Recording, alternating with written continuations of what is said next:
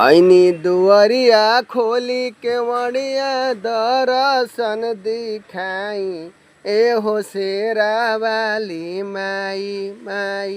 ऐनी दुआरिया खोली के वड़िया दर्शन देखाई ए हो शेरा वाली माई। सेवकवा ऊपर कृपा बरसाई ए हो शेरा वाली माई। सेवकवा ऊपर दया बरसाई ए हो शेरा वाली माई माई।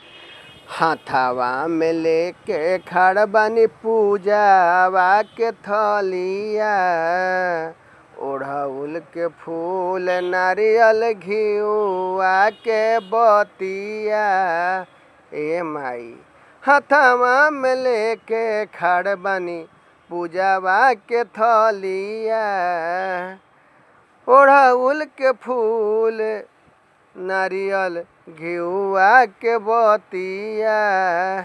ललकी चुनरिया लाइल बानी दर्शन देखाई ए हो शेरा वाली माई माई। आ भक्तन पदाया बरसाई ए हो शेरा वाली माई।